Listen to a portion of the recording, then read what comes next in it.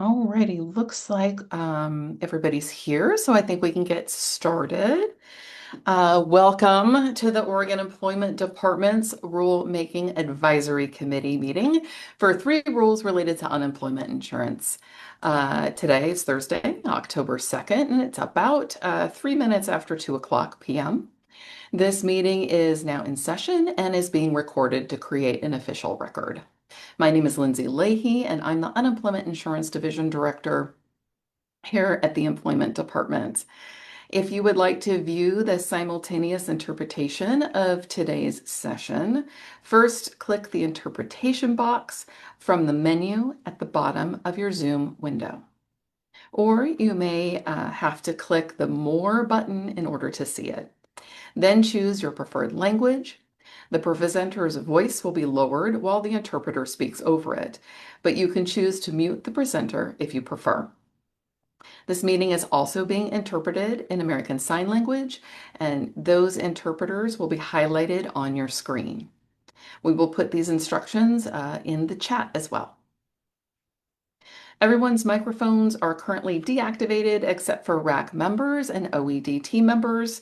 RAC members, if you need to step away, or OED team members, please make sure to mute your microphone. For everyone else observing the meeting this afternoon, please only use the chat feature if you're having technical issues. Our team may put information in the chat for your reference as we go along today. Today's RAC meeting is scheduled to run from about 2 o'clock until 3:30 p.m. Primary purpose of this RAC meeting is to have a discussion prior to the filing of the formal paperwork with our RAC members regarding these proposed rule changes. RAC meetings are open to the public, and we may take public comments at the end if time allows. Additionally, we will also accept written comments from the public and committee members for a few days after the meeting. We'll go ahead and accept those through Monday at 5 p.m. Later, we will touch on how written comments can be provided after all RAC member feedback is reviewed by the OED team and any changes are made as appropriate. We will move forward with the formal rulemaking process, which will include a public hearing. So I'd like to get started by asking our RAC members to introduce themselves, and we can just go alphabetically along with the slide, starting with Susan Allen. Good morning. My name is Susan Allen. I represent Oregon AFSCME. Thank you for inviting me, and I look forward to working with you. Go ahead, Cynthia.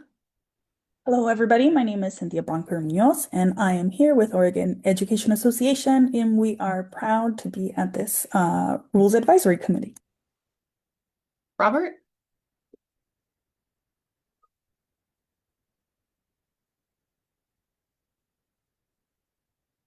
Robert Camarillo, if you're talking, we can't hear you.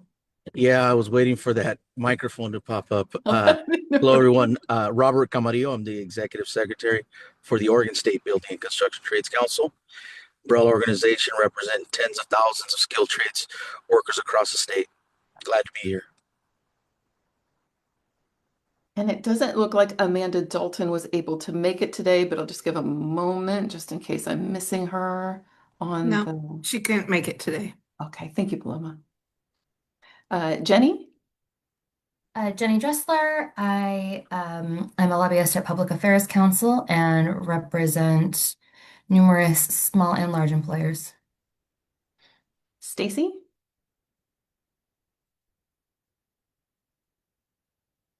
Hi, all. Stacy Michelson, Director of Government Relations and Communications for the Oregon School Boards Association. And Andy?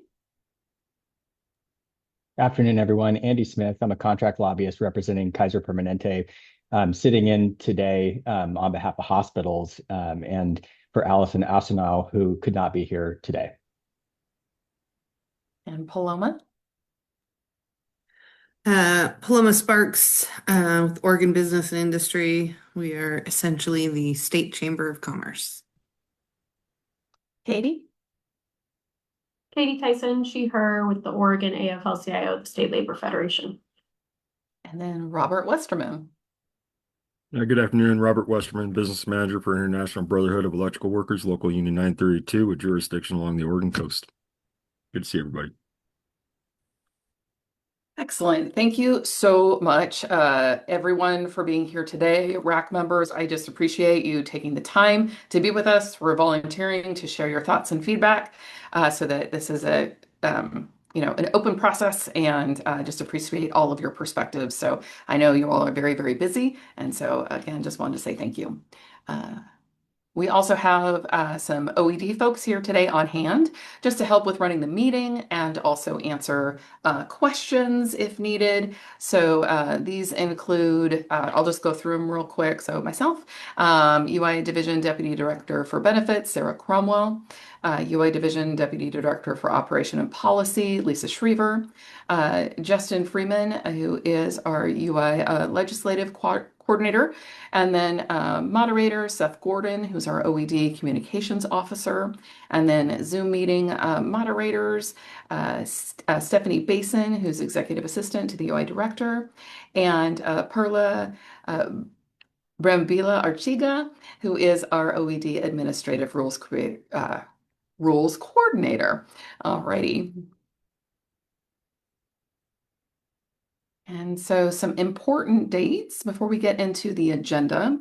I would like to note, let's see, so in particular, it's important to know that the rule changes will become effective January 4th, which is the first Sunday of 2026. We're proposing to file the rules with the Secretary of State on October 14th. There'll be a public comment period November 4th through December 5th, public hearing November 19th, and then file those final rules with Secretary of State on December 26th. And again, the rule will become effective January 4th. So that's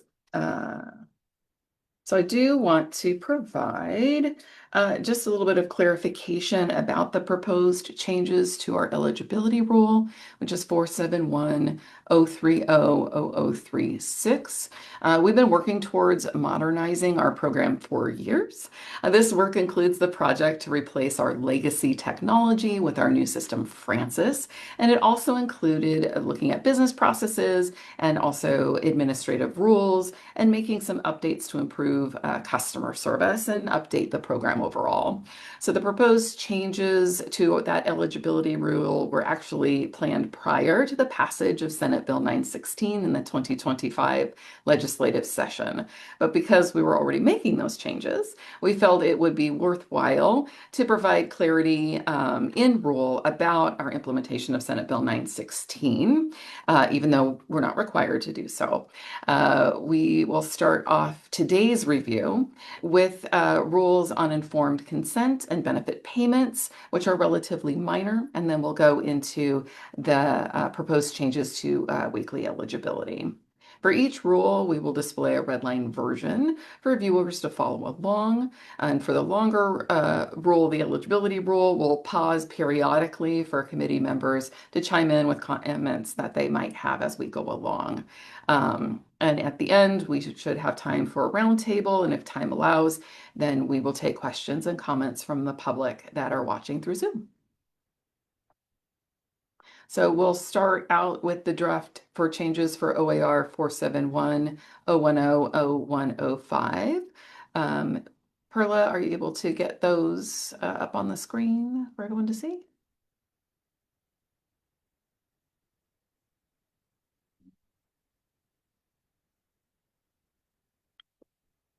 You could zoom in a bit.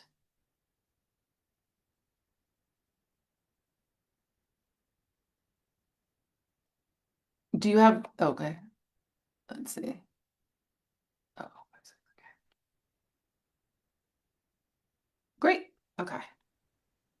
Sorry about the lag there. My system froze for just a moment. So the new language is in section 4, subsection B.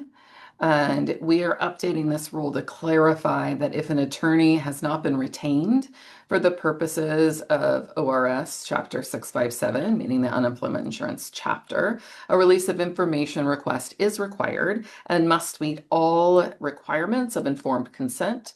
This includes a minor change to correct the reference to another section of the rule. And so just wanted to pause here to see if the committee members had any questions or comments about this one.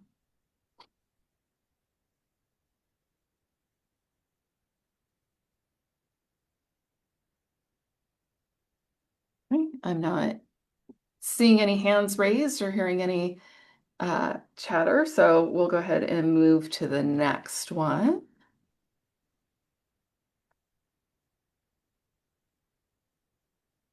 Thank you, Perla. So here we're moving on to OAR 471030050, Section 3 on benefit payments. This is another minor change. It's to remove reference to the specific brand of stored value cards that the Employment Department uses as one of our methods for benefit payments. Any comments or questions about this one?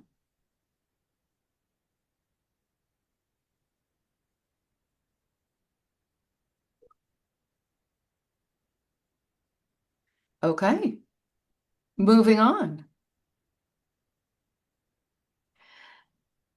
So next, we're moving on to OAR 471030036. This is where we'll spend the bulk of the afternoon together. The most significant changes we have drafted are to this rule. Specifically, this rule establishes what it means to be able to work, available for work, and actively seeking work, which are the primary eligibility requirements for people who file weekly claims for benefits from the unemployment insurance program.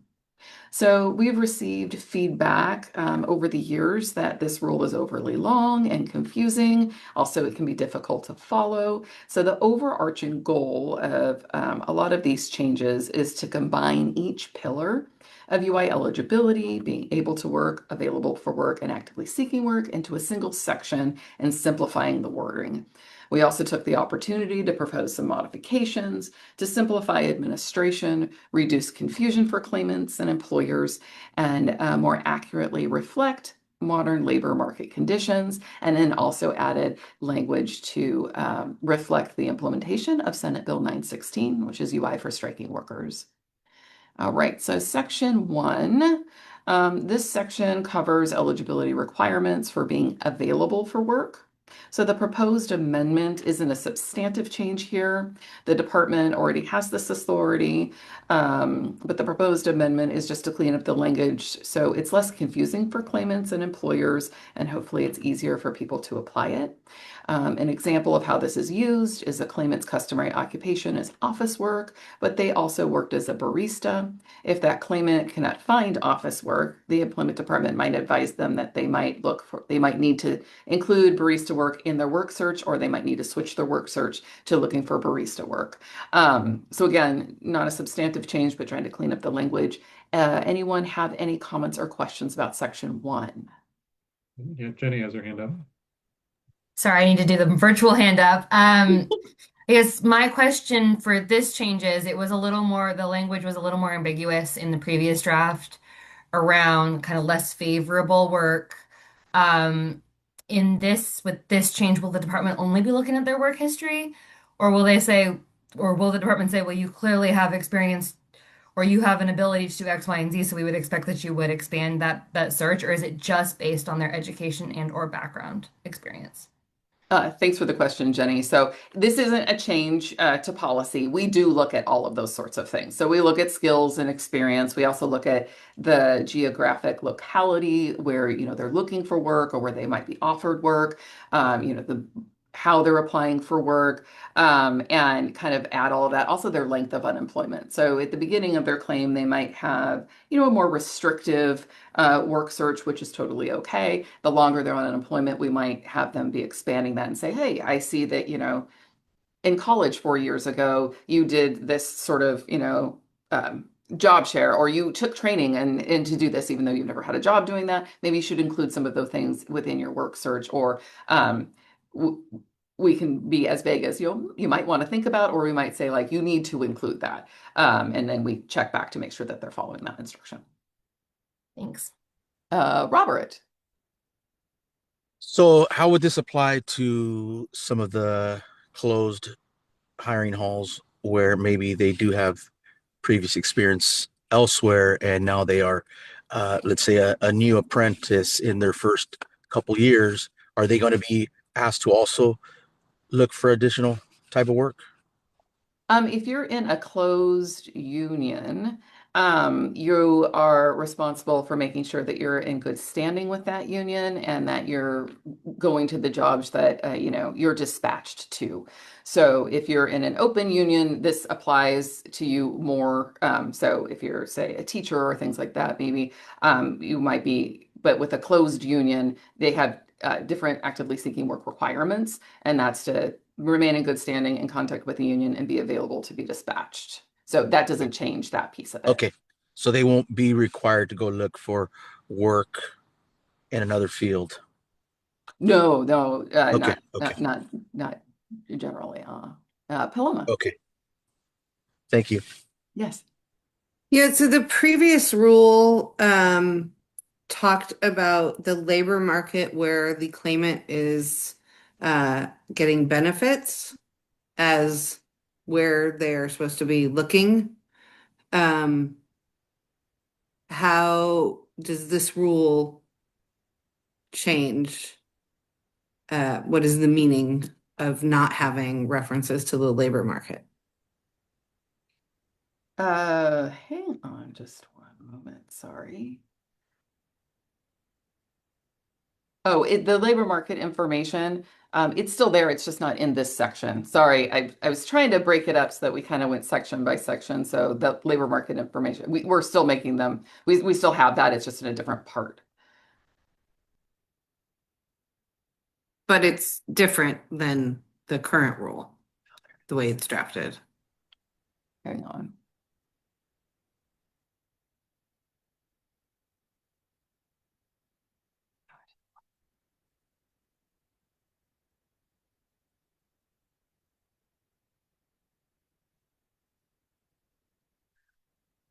So again, we're not contemplating a change, so we would still be advising them about their labor market, which is typically within a reasonable commuting distance from where they live.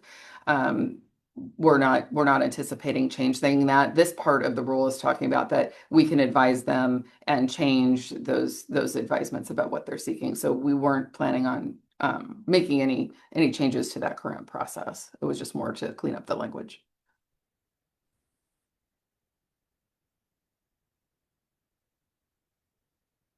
Any other comments?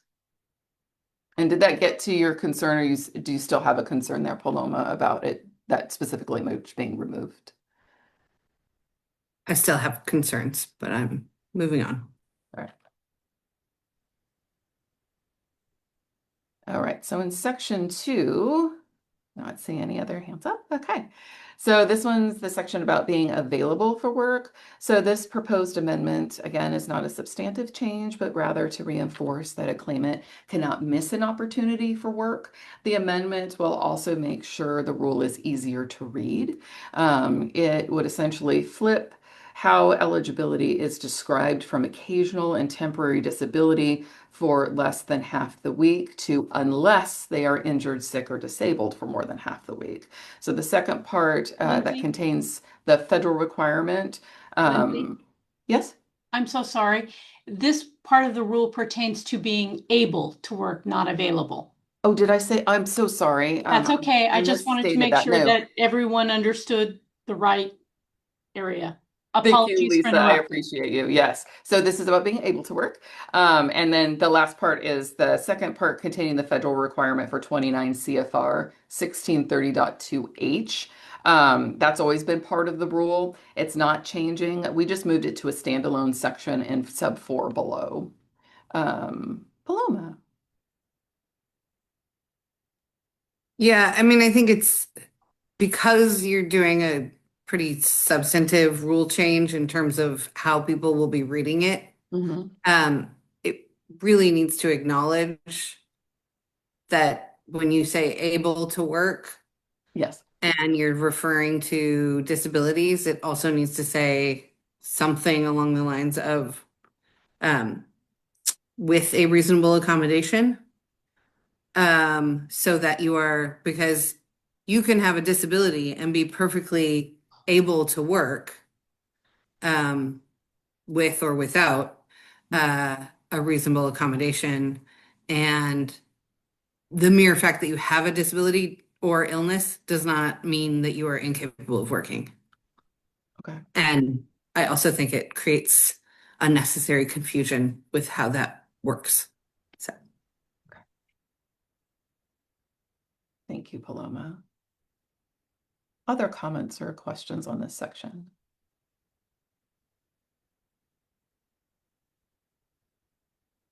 All right. Section 3.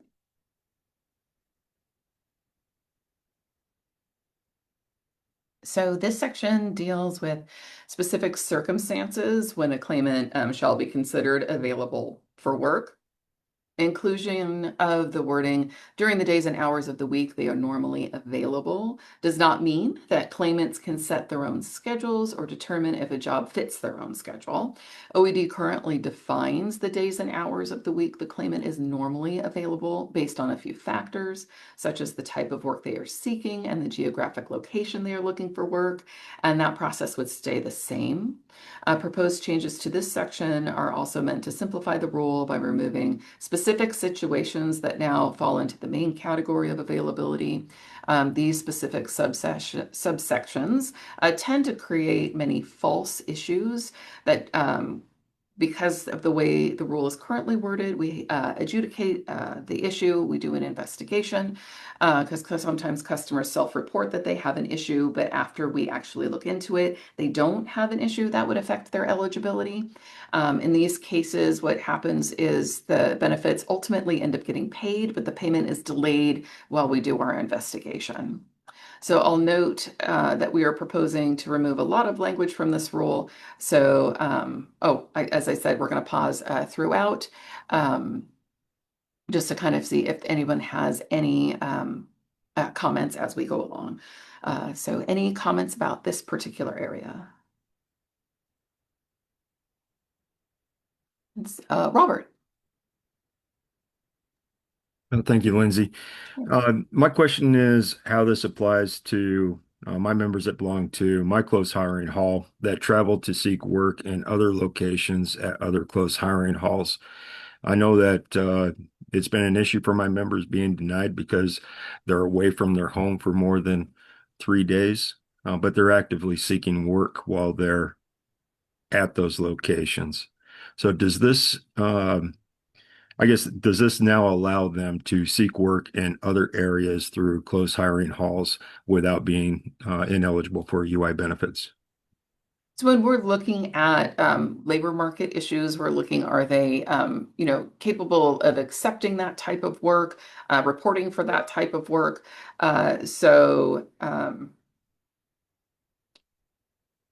Yeah, so when we look at that, if you're looking, I mean, if they're looking for work, say in Georgia, we would be saying, are they going to pick up and move to Georgia? Do they, have the financial ability to do that? Do they have ties to the current labor market, their kids in school, things like that? Are they actually able to do that? If so, then that might be an acceptable work search. If not, then it wouldn't be. I think what you're probably referring to is more like, instead of looking for, say, just in the Salem area, you're going down to maybe Medford.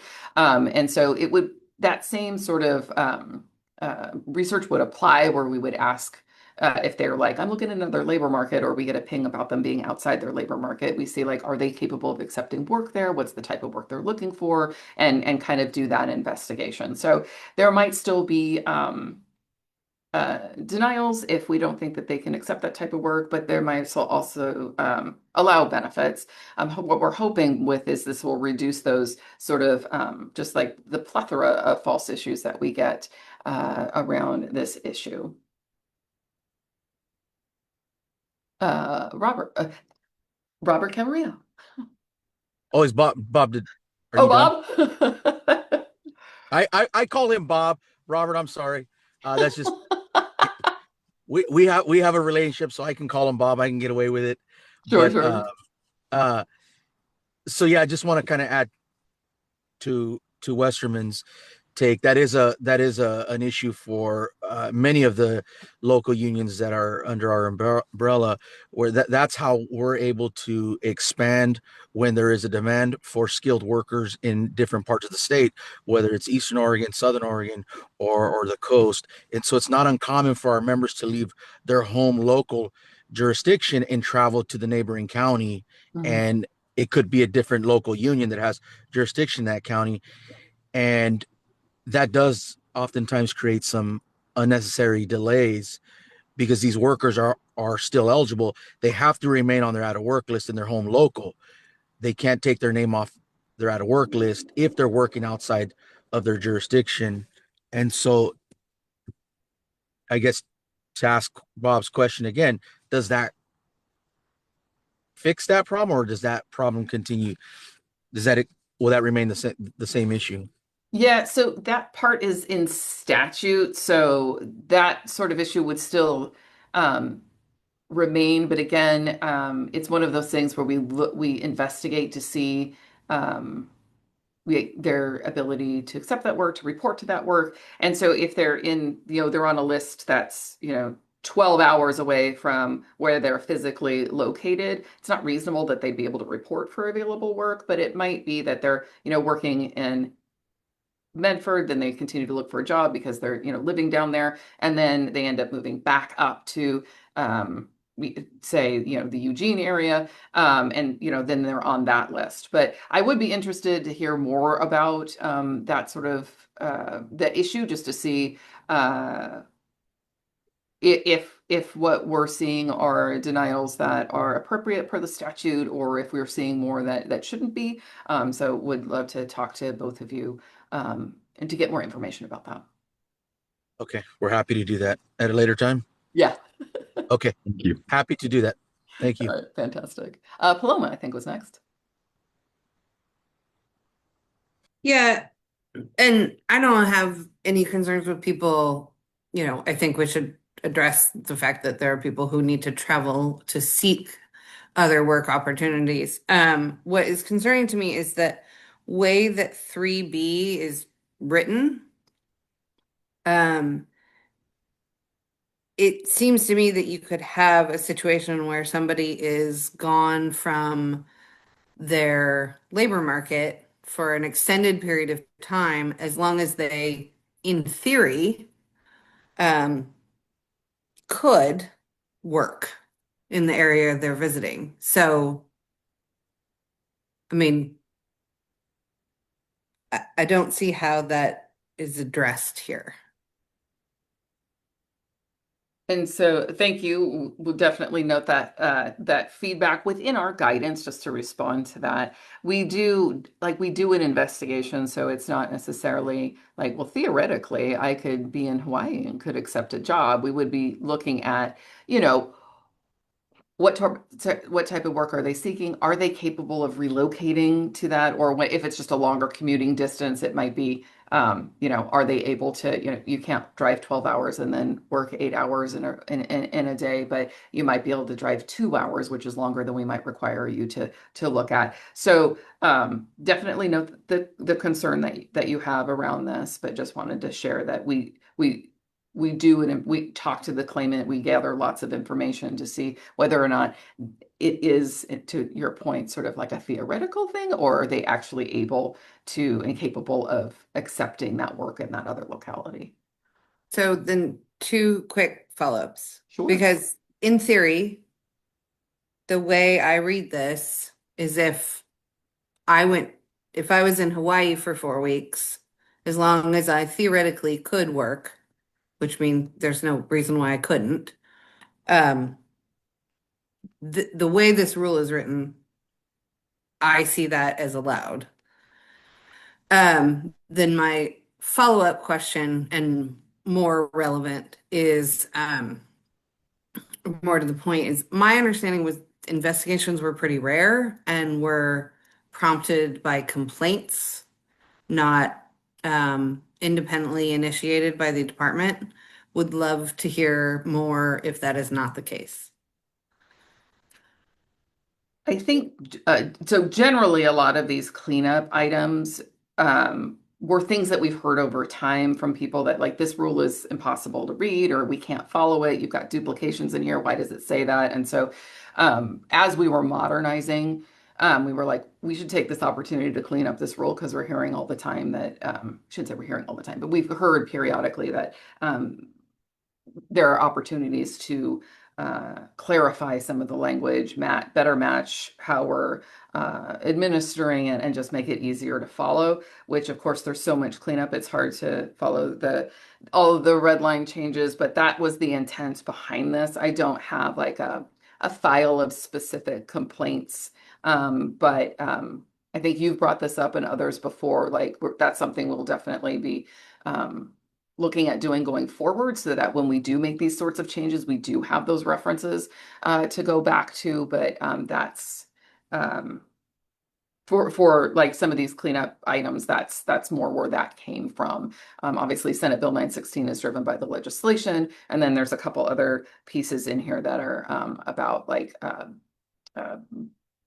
uh, easier administration or just kind of making it more modern, like the remote work, which we'll talk about when we get to sub 7.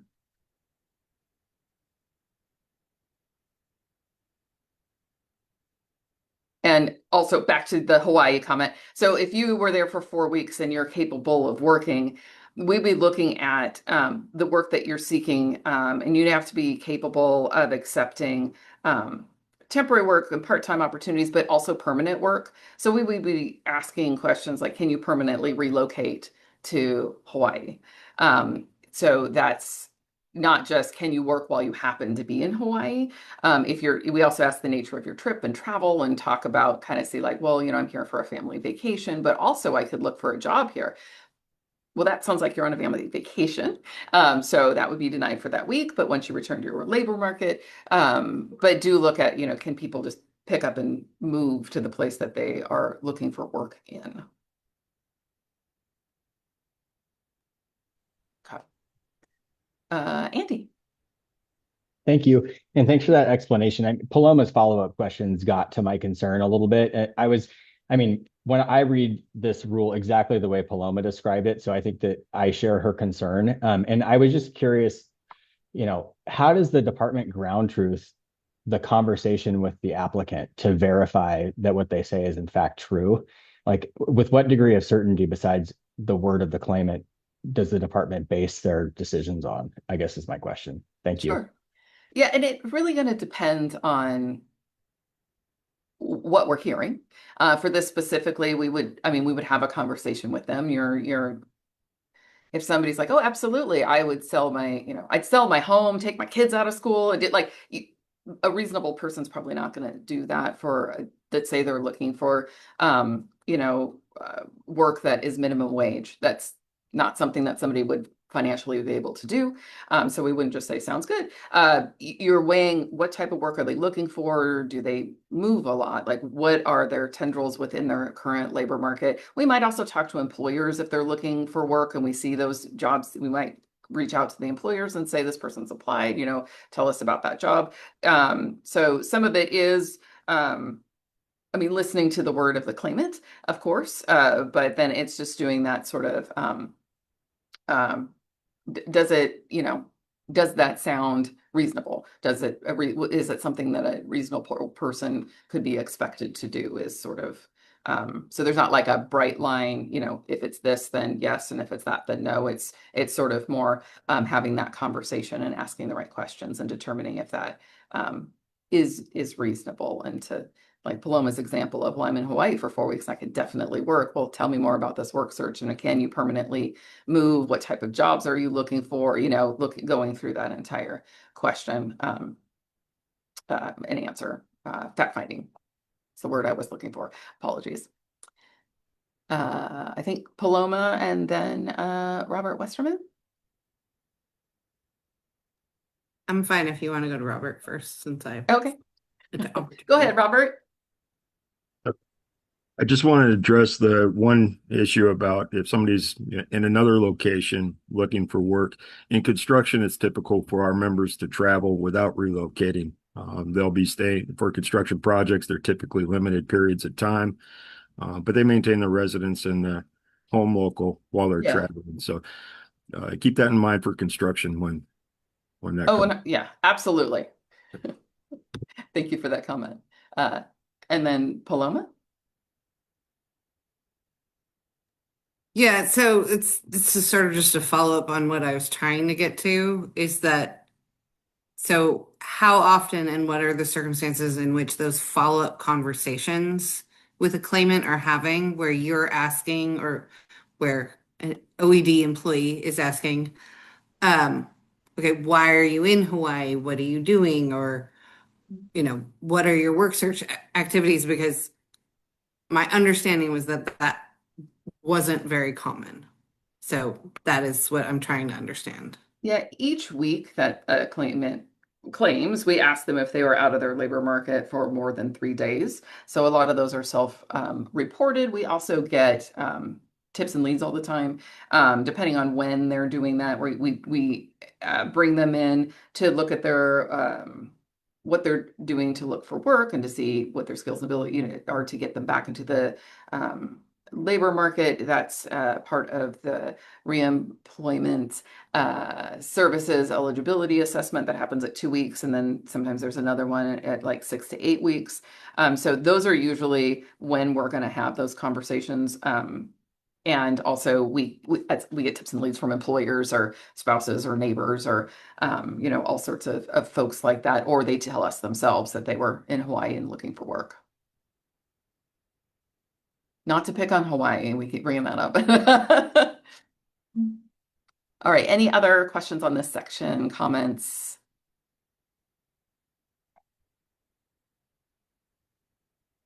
Oh, one other thing, one of my folks just reminded me, we do gather IP addresses for where folks are claiming, and that also generates leads. So if somebody is typically somewhere here in Oregon, and they have an IP that pings outside, for example, in Hawaii, then we would also queue that up for investigation. Okay, so then we'll go to subsection E, which is being removed. This is the same federal requirement that is a repeat of the able subsection, which is to be in the current rule, but this is duplicative, so we moved it to that new standalone subsection in 4, but the requirement hasn't changed.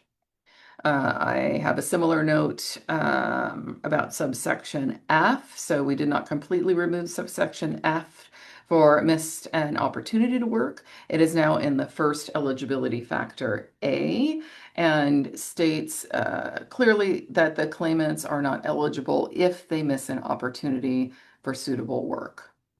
Now, subsection B of subsection F also involves a change in wording and was noted in the packet provided to the committee.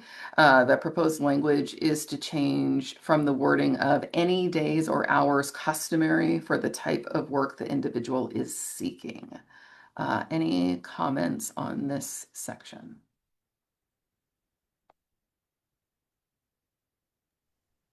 Where are you? Right. Sorry. So we kind of went through so B, E, F, I guess B, E, and F. Are we And on G, H, B. G, or B? Oh, sorry, B is in boy. Big B? Isn't this so delightful?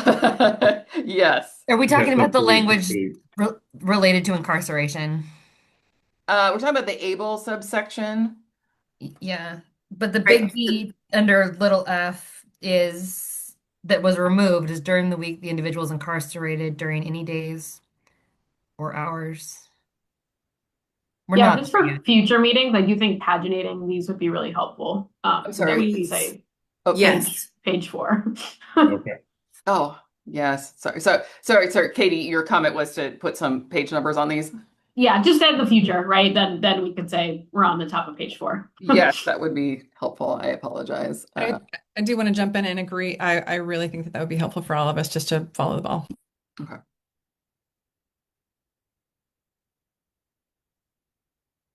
And so I will implore my team to if we could put in comments which page we're on, if somebody could quickly add some page numbers, that would be super helpful.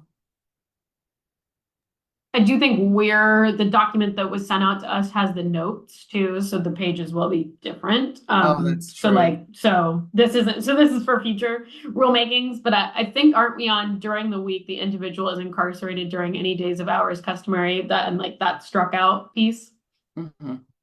Okay. So my question for this section then was, it was this language moved to a new section, or did we just remove this?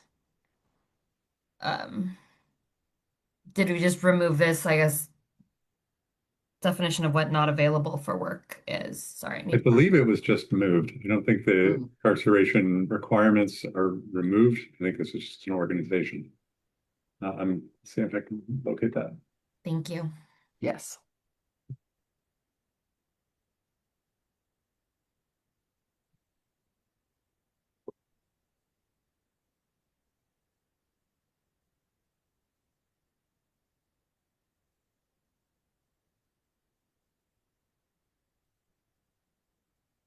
Yeah, so 3FB.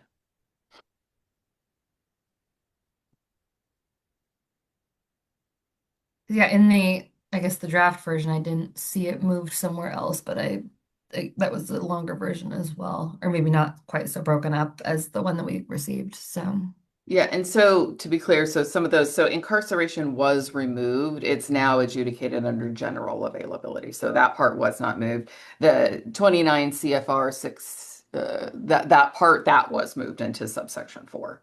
And I should have broken this up. I apologize a little bit more. I chunked it together, and that's probably part of the confusion. So my apologies for the committee.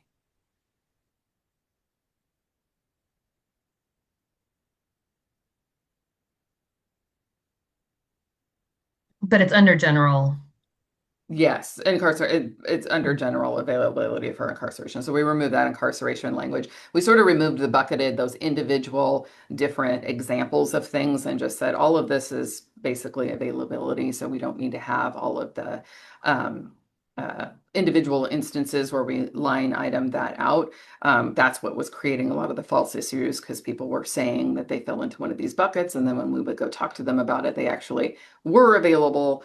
And so we're creating a delay of payments and then also time to investigate the issue when ultimately it wasn't an issue. So trying to just put that under the general availability to hopefully reduce confusion. So is it, sorry, Lindsay, I think I'm Yeah, a little no, that's more fine. confused now. So is it availability or not? Because we're talking about not available. Is there a new subcategory under, maybe it's under general availability where they're not available? Or are we saying that this people are available and that was the confusion? Uh, I'm sorry. This is, oh, no, that's totally I fine. have a lot of questions. I don't I understand. know. So, I know. Um, I think the incarceration was one of the specific examples that we removed. It's no longer needed because A and B now cover, like still applies in the situation of the new rule under A and B. It just, we don't need to know whether it's because of incarceration. They're just not available. okay. Is that correct, Katie? right. And we're making sure that they, didn't miss an opportunity to work is that during that availability period. So like if they were offered work or they weren't able to report work. So before within that general section, it was if they were incarcerated at any point. And what we were finding is when you're looking at like a one shift worker versus a three shift worker, there was, disparate impacts as far as what their availability needs to be. And generally, we want to look at really barriers to returning to employment. And so, did they miss an opportunity to work during that time? Were they not available? Not were they, in theory, not available if work would have been offered? So, if that is helpful.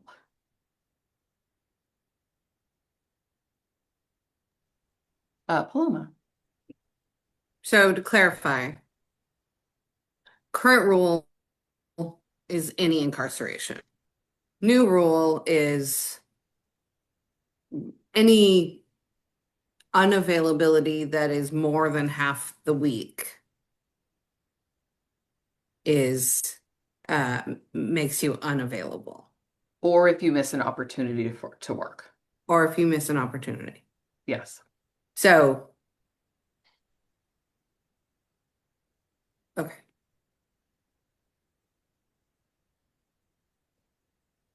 And so before you can see, like, if you were,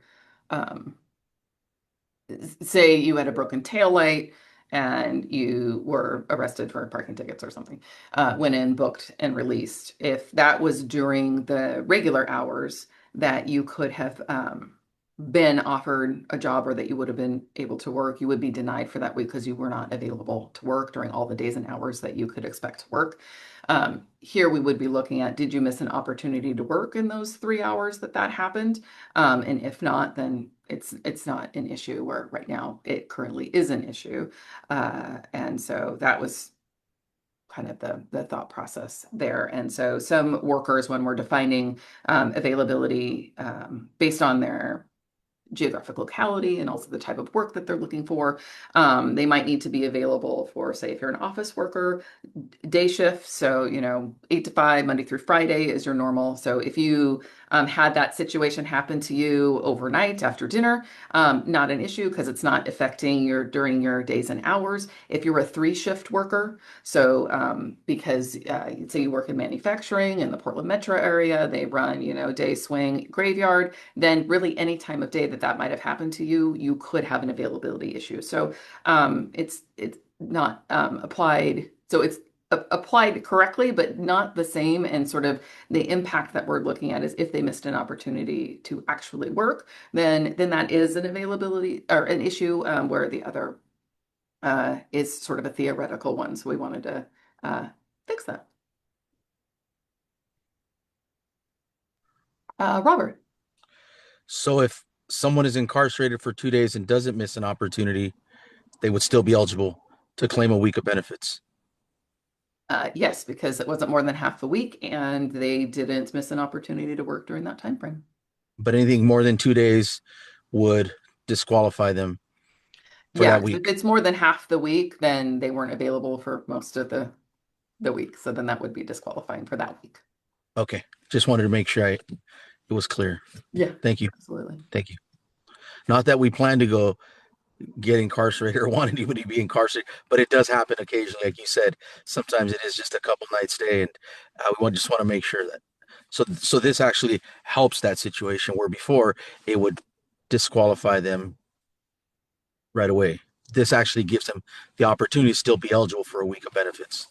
It does, Correct. yes, unless they Okay. are offered work, there's a job interview, things like that, then it wouldn't be. But here we're looking at if there was no interviews, there was no opportunity, the employer didn't call and say, hey, can you come in for a shift? Then if it's less than half the week, then it's not an issue. Thank you. Okay. What if the employer asks them to come back but doesn't get a hold of them? Can't reach So them. can't reach them, that's a missed work opportunity. Now we would look at how they tried to get a hold of them, but if they just didn't answer their phone or things like that, that could be a missed work opportunity. Yes. Susan. I'm just trying to learn a little bit here. Sure. So is there a definition of incarceration? And why I'm asking is it may be that entities are workers or potential workers are taken into custody, but in holding, but not charged. Is there language associated with that here? So we actually look at that even more broadly. So if you're pulled over on the side of the road, it's not reasonable that you would be able to flee and get to your job because the police would follow you. So you don't have to be like fully booked in and, in a cell. It's more that you're being detained by the police. So that's how we define it. Okay, thank you. Yeah, absolutely.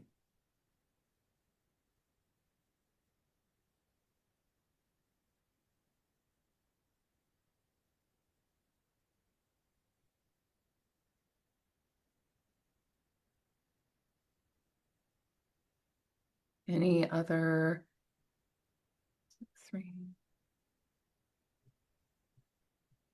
I think that was it. I think that's Trying to see if all that's on the the last thing incarcerated in three portion. that we have.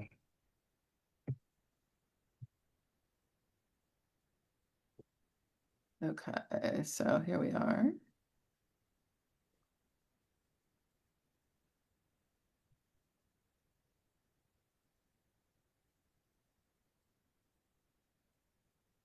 So wrapping up three, looking at the requirements in little I. And that's about residing or spending more than half the week outside of the United States. It's not being removed. The proposed language is being updated with it's being updated to make the subsection easier to read.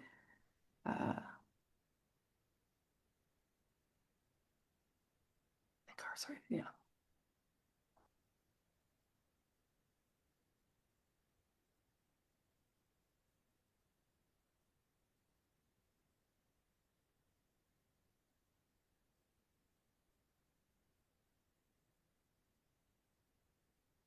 Okay. So on to section 4. Before we move on, any other questions on section 3? Right.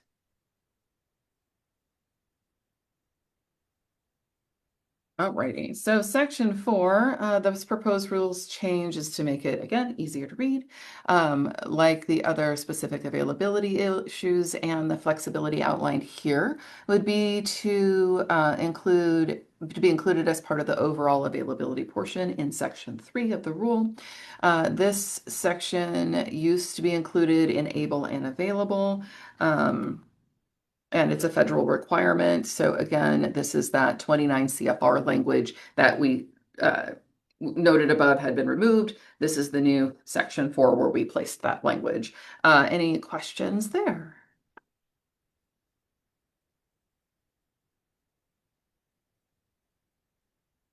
Okay, moving on to section 5. And Oh, thing. yep, Paloma, go ahead.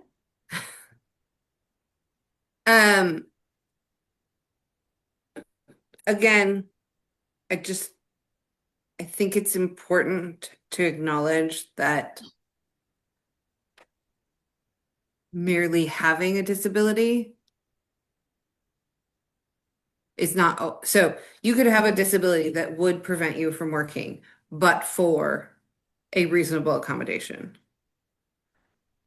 I think it's important that that be acknowledged in some form or another. Okay.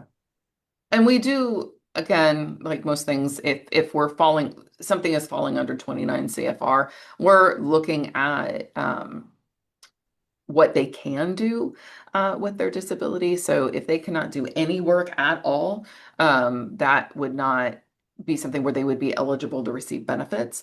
But we look at what type of work they're capable of performing as long as they're able to perform some work.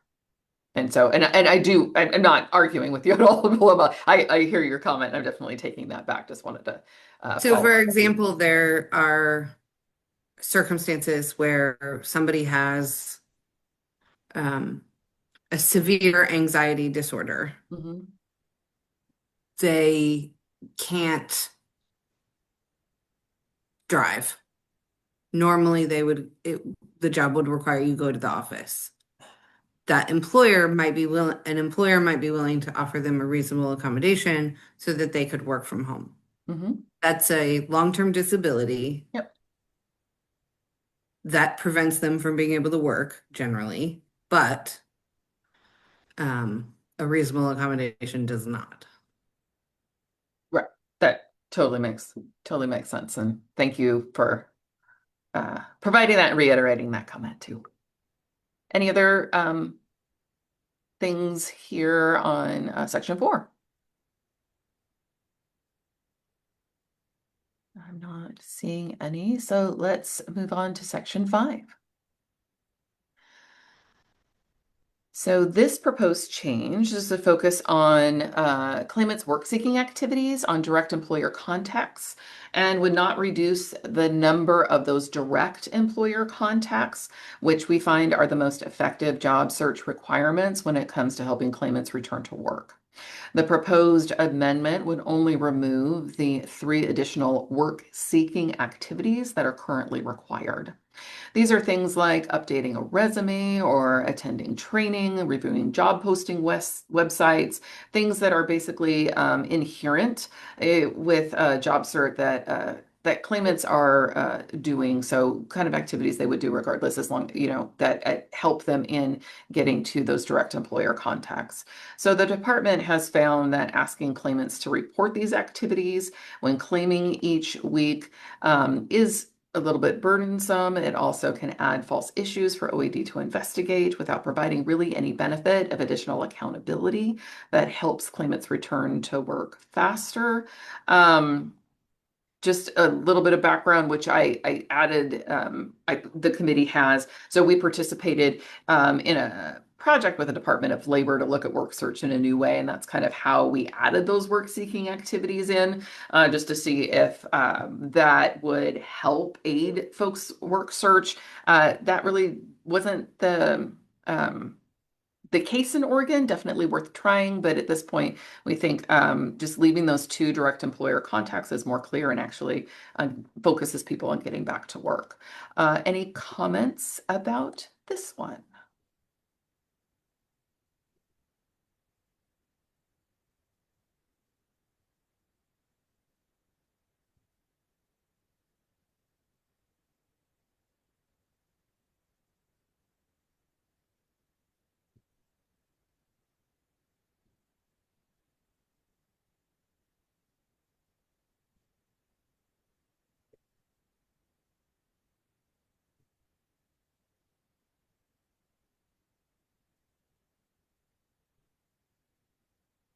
Okay, so let's move to 5B. That part is, oh, I skipped over, sorry. 5A. 5A, this is removed just again to remove confusing wording around the work-seeking activities. Subsection B, that's proposed name change, but also is a substantive change. Here, we're proposing to replace temporarily unemployed or temporarily laid off with employer attached. And so, as part of that actively seeking work requirement, it is for employees who are, again, temporarily laid off for their employer, and their employer is planning to bring them back to work. In addition to the name change, we're proposing that the current 4-week time frame that we have, this is where we've heard feedback from employers that this is limiting for them, where they've asked for exceptions. They want their workers to collect UI for a little bit longer, and because they don't want them to seek work from other employers, or we've heard, hey, complaints because we had their former worker seek other employment and they found another job and they're like, well, now, the plant refurbishment is done, so I'm ready for them to come back, and they found other work. So what we propose to do here is to basically sort of empower employers with how they're defining that temporarily laid off. So they're saying they're employer attached, they're attached to that employer. And since employers need to respond to our notice of claim filed, we would just add something on there that says, is this person coming back to work? And if they're like, yep, I expect them to come back, I don't want them to seek work for other employers, they could put a time frame on it, or they could just leave it open. That would be on the employer to let us know. Obviously, we ask the workers the same question, but we would vet that with the employer. So it sort of shifts the like the power a little bit to the employer so that they can let us know that relationship because they're the ones who are actually saying that this person is coming back. We do expect them to come back, or they might say, no, this is actually a layoff. And they can let us know over time too if it starts out as a temporary layoff and then later it becomes permanent one. Without having to call us and ask for, please lengthen it to 6 weeks or 8 weeks or 10 weeks. Jenny. Thanks. So when I read this section, I thought like that this would be really confusing, at least for seasonal employment in the agricultural sector. Um, you know, there are often employees who will come back and work at several different operations over time, or at least come back year over year. And depending on the length of the season, without the 4 weeks, I think it could potentially create some uh, I guess at least some sort of disagreement or misunderstanding between workers and employers about what seasonal employment is. I understand that you're sort of you're trying that this also empowers employers, but I am a little nervous about well, I'm very actually concerned about the removal of any sort of timeline here because I don't know that the majority, a lot of the farm businesses that I'm thinking of, but you could look at any sort of hospitality related sector as well. A lot of them don't have like professional HR, and so they're going to get this and not really. I guess I'm just worried there's going to be confusion in implementation, and we're going to have drawn out benefits when really the work is terminated. So, Okay. Thank you for that feedback and comment. Stacy. Yeah, thanks, Lindsay. And I kind of want to do just a quick like process check of is this the appropriate space for comments, or are you looking more for clarifying questions? Comments are also fine. Yeah. Okay, I'm looking at the agenda. I know there was like more discussion at the end, so I want to echo what Jenny said with the concern specifically around the removal of that 4 week time period. Particularly for public employers who are reimbursing any of those seasonal staff, that's going to hit directly in a different way. So I can appreciate that you have heard from some employers that this is a barrier, and that I've also kind of gathered from staff that some of that is like, we think the layoff is going to be for a certain period of time. To your point, like a plant's being built or what have you, that period of time gets extended. Like, where is there flexibility around that? But that feels different than a known, like, this is the work calendar, right? This is the seasonal, this is the contract that you're signing up for type of break. And so I'm curious, my question then being within that rule space, is there room for, if you've had employers who've asked for exceptions previously, could we be looking at, more of a codified, like the baseline is 4 weeks, but if you're an employer that needs a longer period or wants to grant a longer period, that there is an exception allowance rather than making that a no timeline for all employers? We can definitely take that back and workshop that to see if that's something that we could implement. I think the thought process behind removing the 4 weeks was to make sure that we were also catching if a work separation had occurred earlier, by having the employer definitively say that. But I could definitely take that back. So thank you, Stacy. Cynthia. I'm curious if this is also a way to streamline some of those processes for folks. A lot of times, people that are separated from their employer are low-wage workers, um, and processes are already really difficult, paperwork, um, and also the clock starts. Like right now, we're looking at HR1, and so they're not going to have SNAP benefits or any of that. So I would urge the department to leave these rules in place also for that reason. And it's not just because employers have asked for it, but to streamline the process also for what y'all call the customer. Thank you. Paloma. Yeah, I mean, I don't care if we change it from temporarily unemployed or temporarily laid off or standby or employer attached. But from what I have seen in other states' rules, most of them have a time limit for this category. For example, Washington has a 4 week, but the employers can extend it to 8 weeks. And if there's some sort of exceptional circumstance, they can request a further extension. Um, and the employer has to identify a specific estimated return date.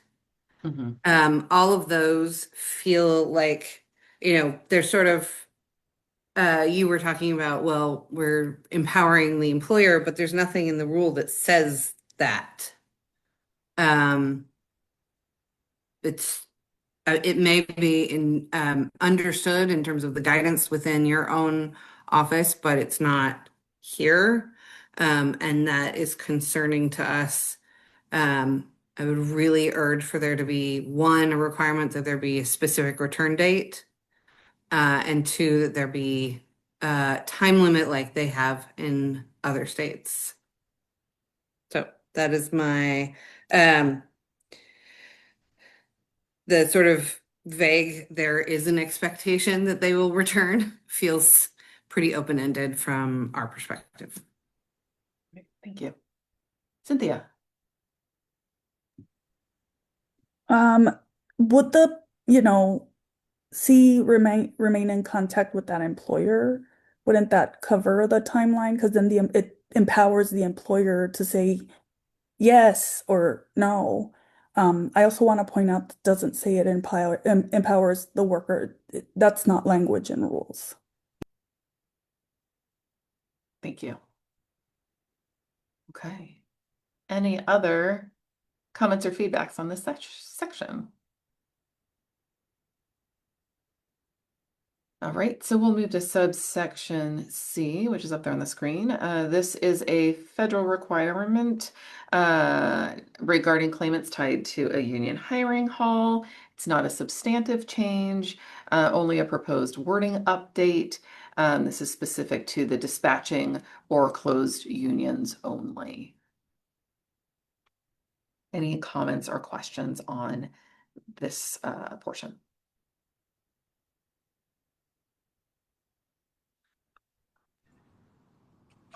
Yeah, can you, what are the proposed changes? Sorry.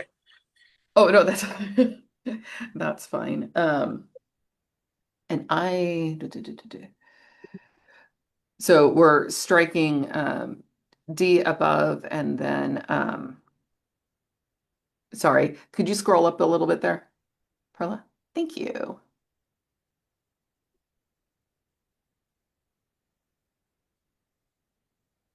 And now I lost my page, so I'm sorry. Oh no, I'm so sorry. Yeah. Yeah, so again, it's just rewording. It's not an actual change. It's just cleaning up and stating that the member is in good standing of the union that dispatches their members for work, and the union does not allow members to seek non-union work. They remain in contact with that union, and they are capable of accepting and reporting for work when dispatched by the union. Okay. Yeah, just trying to make it so that it has the same flow as the other sections. It was the goal here. Oh, Susan. Oh, sorry, thank Robert, you. did you have something else? No, thank you. Okay. Susan. I actually find this to be very confusing. Okay. So I do think more understanding of where this came from. I also want to flag that I just got this newest language today. So I do think more understanding of context is useful. And then I think some practical application of how this relates to workers and unions and their interaction with employers in times of negotiation might be helpful here. So if you could start with just how we got to this, and that would be helpful. Sure. So this particular item is a federal requirement, and so it's specific to closed unions. So unions that dispatch their members through a centralized union hiring hall. It's not for open unions where you can look for other work. You might have contractual obligations, collective bargaining agreements and such, but they're not part of that union hiring hall. And so this here has been in place. Again, like I said, it's a federal requirement. We just wanted to clean up the language to kind of match the flow of the rest of the document is the context for this particular change. Thank you for that. I would just follow up by saying, because unions aren't a monolith and there are a lot of different Mhm. procedural pieces, a lot of this would not actually translate to non-closed unions Right. or open. Oh, absolutely. This is only for closed unions. But thank you for that comment. I appreciate that. Paloma, I think you were next. Yeah, I mean, sort of tacking on to what Susan said, I think removing the language about hiring halls creates more confusion than it resolves. I think it leaves the impression that this is broader than it is. Okay. And there's a pretty narrow universe where it's not just closed shops. I mean, it's really that's the only way they can get work for the most part Yeah. is going through the hiring hall. So Mhm. that's a very specific exception. And from what I've read, generally at the federal level, they refer to it as the hiring hall exception. Mhm. So I would just urge us to bring back at least that phrasing so it's clearer. Yeah, thank you. We'll take that back. And then Robert, I saw you had your hand up, but maybe we answered the Yeah, I just wanted to. So most of our unions are what we refer to as closed hiring halls. Members are not allowed to solicit their own work. All their dispatches have to come from the hiring hall, and I think this might have created a lot of confusion uh, as new members were starting their employment. So I'm not sure where this proposal came from, but it seems to simplify things a little bit. But yeah, so I'm curious where this proposal came from.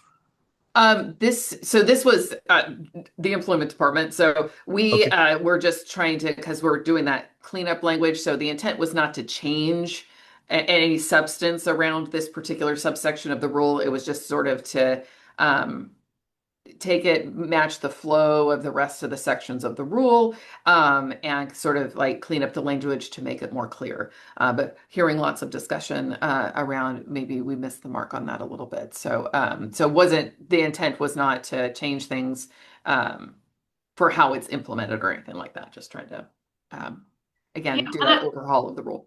I think if I can weigh in, and I'm curious, Robert, since you are hiring hall workers, probably Yeah. have the most expertise here.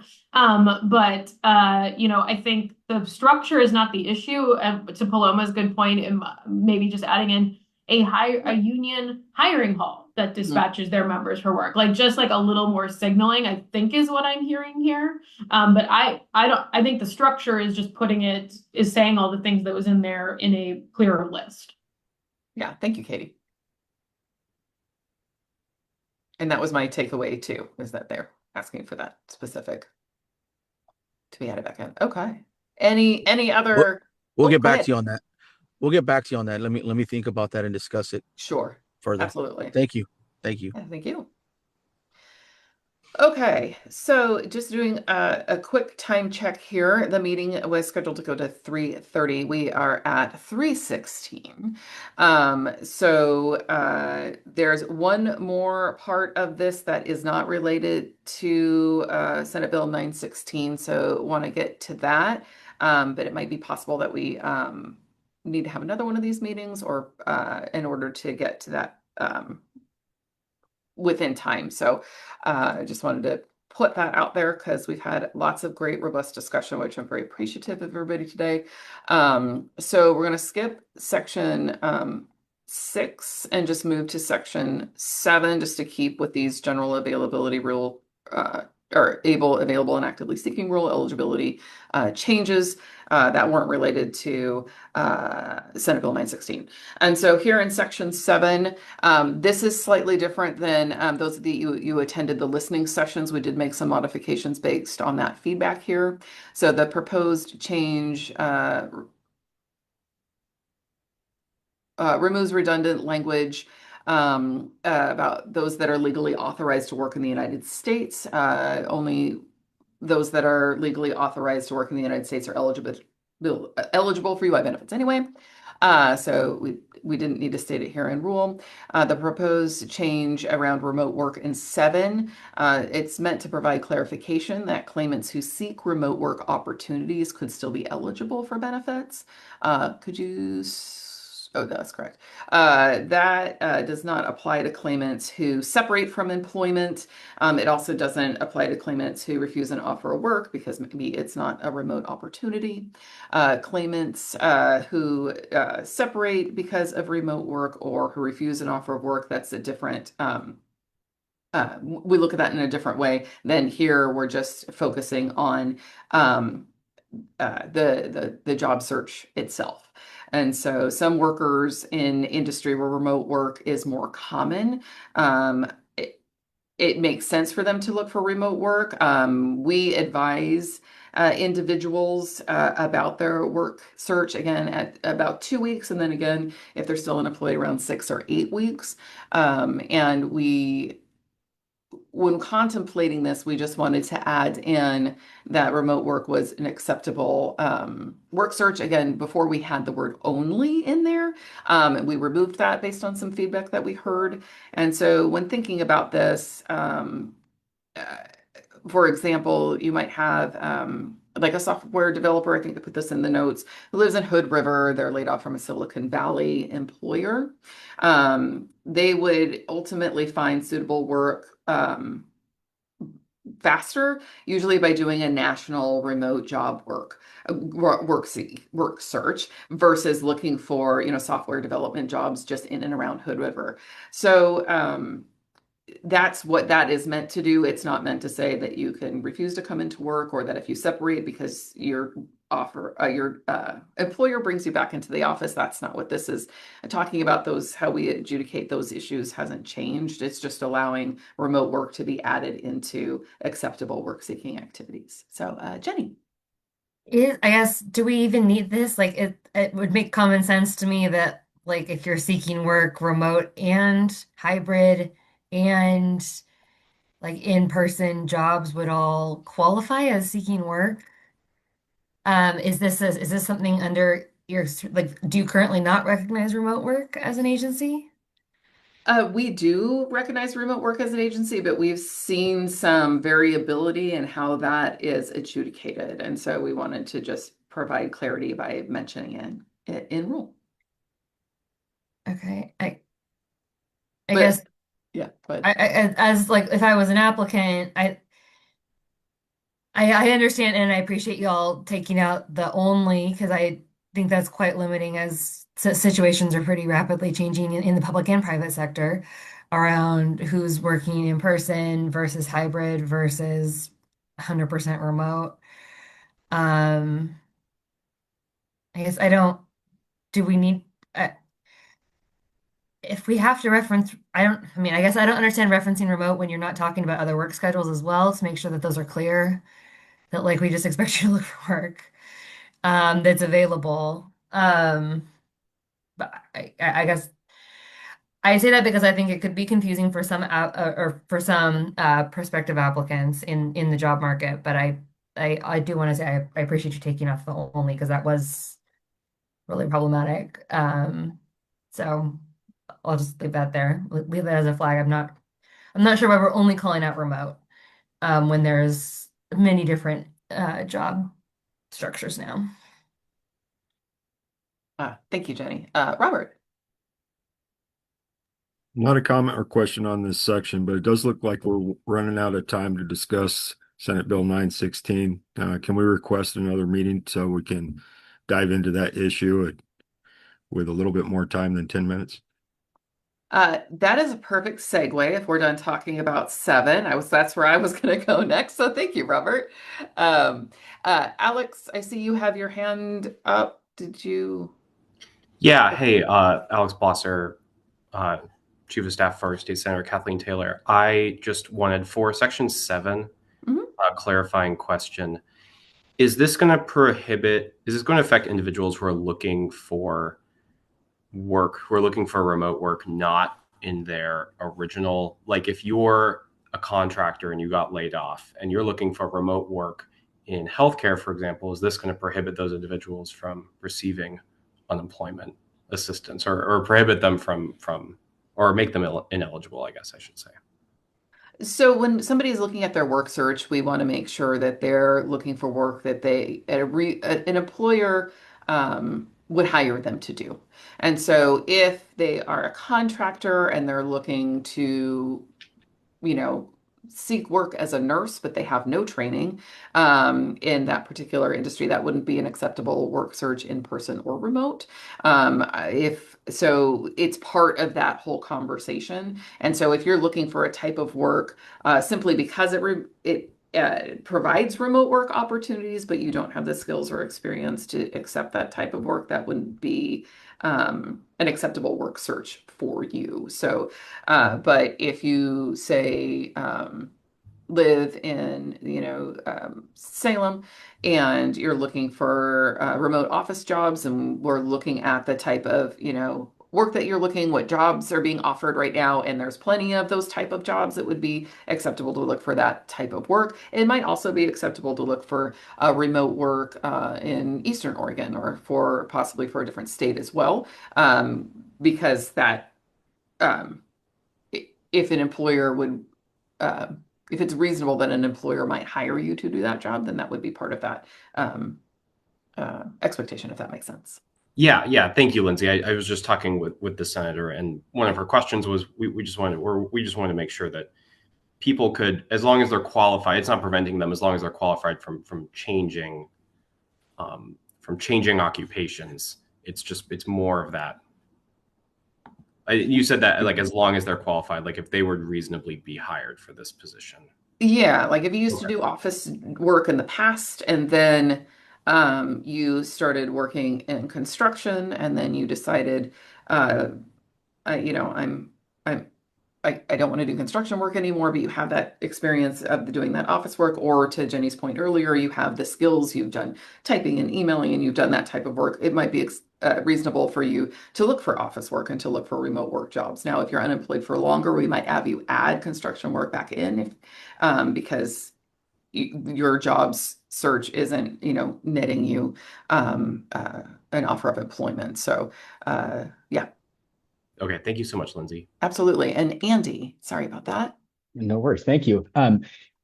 Maybe I'm just having a hard time understanding, but Sure. on the remote work issue, just to register a concern around that, it reads to me as extremely broad, and it I think it would be helpful if there was language to kind of hem that in a little bit. So if you know opportunities for remote work typically exist for that occupation, well, I mean, it could be that it may be typical, but it also may be typical in that same occupation that they be in person only or some kind of a hybrid situation. So I think the concern from employers is that it's just going to allow people to, drag the benefits on longer than they need to. Mhm. So if that's not the intent, then I think that we would recommend some additional language to put some sideboards on that or add clarity, so that it's not just the kind of thing where somebody can say, well, you know, it's typical for my field, so I'm only going to look for remote jobs. Yeah, and thank you for that comment. And just wanted to like that subsection seven is kind of defining, or we're talking about the geographic location, and because we're talking about that geographic location, we added out of state job opportunities and remote opportunities just to make sure that we're kind of like broadening that. But I thank you for your comment. I appreciate that. Anything else on this one? All right. So we have 4 minutes, which is not nearly enough time to get to the SB 916 UI for striking workers. And so we will have another meeting in order for us to be able to have an actual full and robust discussion. Definitely will take, this is simpler, but I definitely take your comments back. I don't mean simpler conceptually. I mean, it all fits on one page, but about adding page numbers and different references when going through this. So hopefully we'll have that put together in a packet for you more upfront of that meeting. Perla, is that something, or Seth, I see you got your hand up. I was thinking we would reach out to committee members and figure out schedules. I know we want to keep this moving forward to keep to the tentative timeline for rule promulgation. But Seth, go ahead. Yeah, I was just going to mention that I think you inadvertently skipped over 6 when you were just trying to skip over the SB 916. Oh, You said okay. from 5B to 7. So you may want to see if anybody has any concerns about 6 at this point, because then that would wrap up all the non SB 16 Oh, thank you. aspects. That section does seem timely. And it was kind of it. I think it also. Oh, and it dovetails into Seth. It was context for the discussion we just had, which was Oh, the sorry about geographic that. location being too limiting in the scope, when there is remote work that is suitable. Mhm.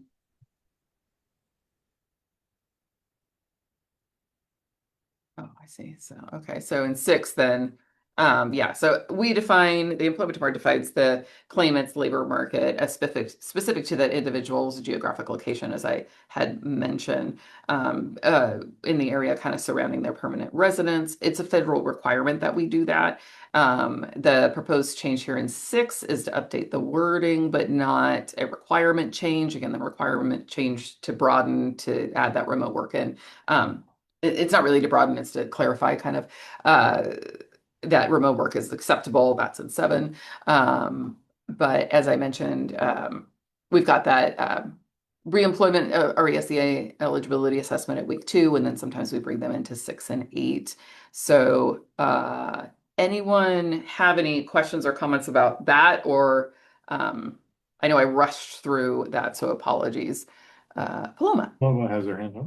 Yeah, sort of this section and the last one that we Yeah. talked about. Mhm. I think one, we'd like to see the remote work language tightened up a bit, but with the changes that have been made, it feels like it's more about the labor market where they can search. Mhm. It might make more sense to put it in here in this section, in section 6. Okay. Because it's really about what is the labor market for that individual. Oh, I will take that back. Thank you. Robert.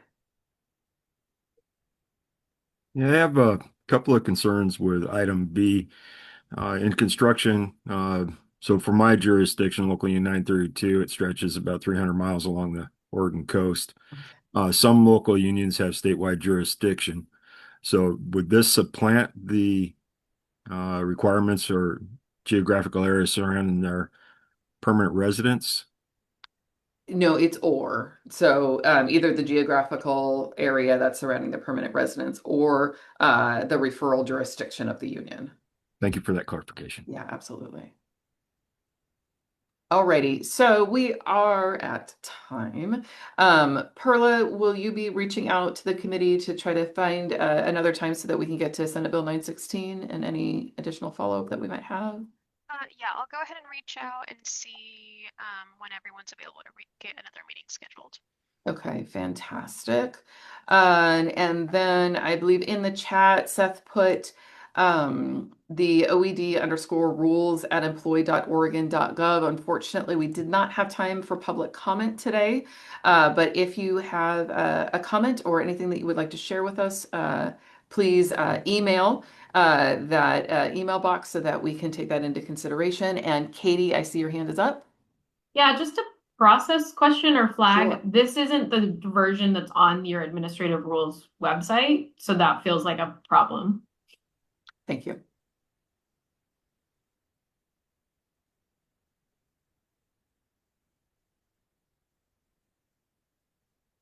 Okay. Then I'll let you all go. Thank you. I appreciate you, again, your time, your feedback, your thoughtfulness, and also going through a little bit of these process items that we are a little bit rusty on the rules process. So I appreciate you bearing with us and providing just really great feedback and participation. And we will see you again to talk about Senate Bill 916. If anything percolates in the meantime and you want to provide us feedback in writing or anything like that, do feel free to utilize that OED_rulemaking, or we can talk about it at the next rack. So thank you so much. I appreciate you. Thank you.